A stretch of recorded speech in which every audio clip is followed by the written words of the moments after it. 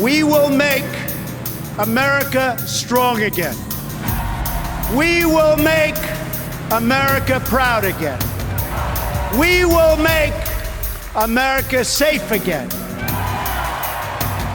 And we will make America great again. The preliminary results of the 2024 U.S. presidential election are out, and with over 270 electoral votes, Donald Trump is projected to be the winner. But is this really the end for Kamala Harris? Does she still have a chance to turn the tide in the remaining time? In this video, we will break down the potential scenarios that Harris could explore after her apparent defeat in the preliminary vote count.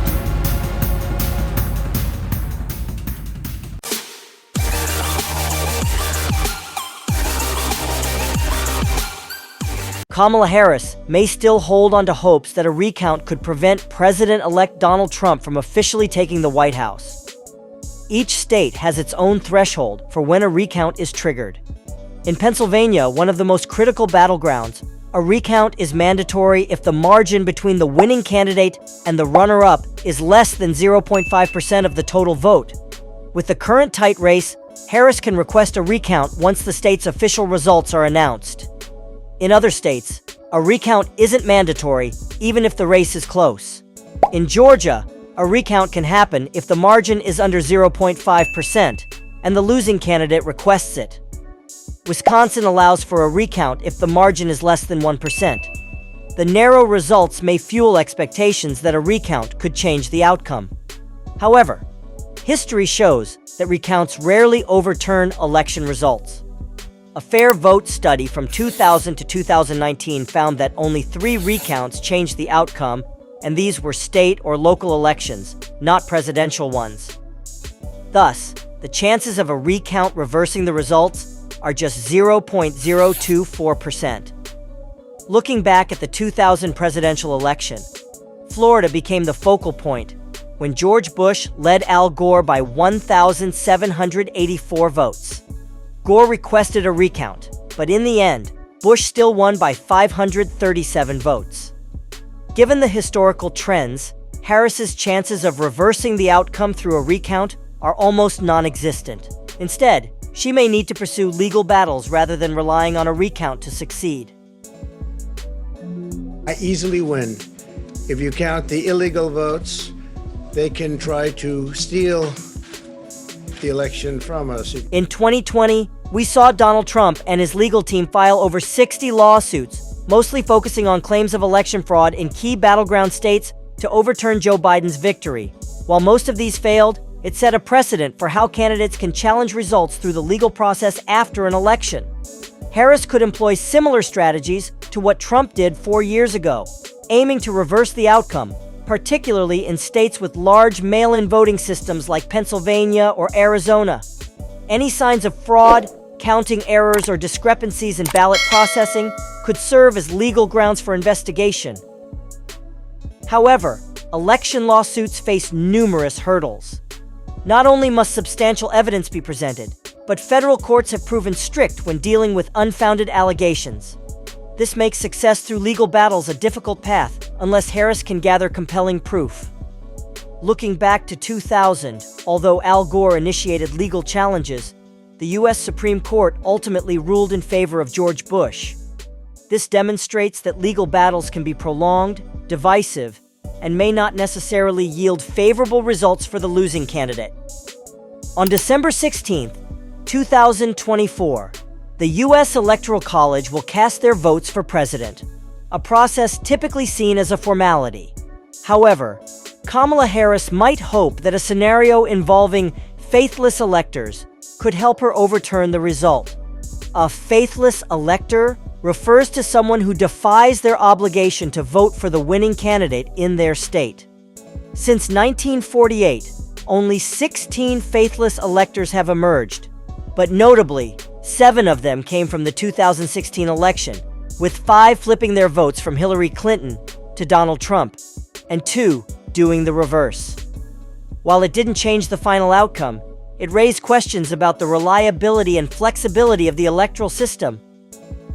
However, many states enforce laws requiring electors to follow their state's popular vote, penalizing or replacing those who defy it. This makes a strategy relying on faithless electors quite fragile. Harris might hope that in a divisive election like 2024, political and societal pressure could push some electors to switch sides, but this is a highly improbable scenario. Harris could base her appeal on the legitimacy of the election, or hope that some electors might feel Donald Trump is unfit to lead the country again. However, even if a few faithless electors emerge, the chances of there being enough to overturn the result are slim. If all efforts for a recount, legal challenges, and faithless electors fail, Kamala Harris's last hope lies in the congressional session on January 6, 2025, when the Electoral College votes are officially counted.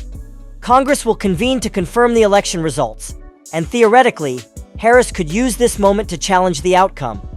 According to procedure, if at least one member of the House and one member of the Senate object to a state's results, Congress is required to review the complaint and vote on whether to accept or reject the electoral votes from that state. However, this requires close coordination with congressional members. The major issue here is that the practical chances of Congress rejecting electoral votes are very slim, as this would require agreement from both chambers. In this scenario, where Trump's Republican Party is likely to control the House, any move by Harris's Democratic Party would face significant obstacles. Furthermore, history has shown that such efforts, like those in 2004 and 2021, have almost always failed. While Congress rejecting the certification of results is highly unlikely, this remains Harris's final move, even if the chances of success are very slim. The results of January 6, 2025, will be the ultimate decisive moment for this tense election. Although losing the 2024 election may be a major blow for Kamala Harris, it also presents an opportunity for her to strengthen her position within the Democratic Party and California. With a solid political foundation and support from California voters, Harris can continue to build influence, playing a key role in issues like climate change, civil rights, and judicial reform. American political history has seen many failed candidates run again and win later, including her opponent, Donald Trump. This leaves open the possibility of Harris considering a presidential run in 2028. In the meantime, she can focus on reshaping herself, engaging in important political activities, building strategic alliances within the party, and using this defeat as a stepping stone for a long-term career. Kamala Harris's political future remains wide open, and her determination may bring her back to a larger stage in the future. This is a lesson in perseverance in American politics, where defeat doesn't have to be the end. With each scenario discussed, from recounts and legal battles to hopes pinned on faithless electors or Congress, it's clear that all paths are gradually closing for Kamala Harris. While each option may offer a glimmer of hope, the reality is that the chance of reversing the result remains extremely slim. Such efforts are not only complex, but also require many unpredictable factors to align, which is unlikely in practice. However, these failures could pave the way for Harris's long-term development and cement her position within the Democratic Party. Her political future is still wide open. After this defeat, she could leverage her influence in key states and even run again in the next term. The steps she takes in the coming time will determine whether she continues to be a prominent face of the Democratic Party. A new campaign could begin right from this defeat. Thank you for watching the video. Don't forget to like, share, and subscribe so you don't miss out on the latest geopolitical updates. See you in the next video.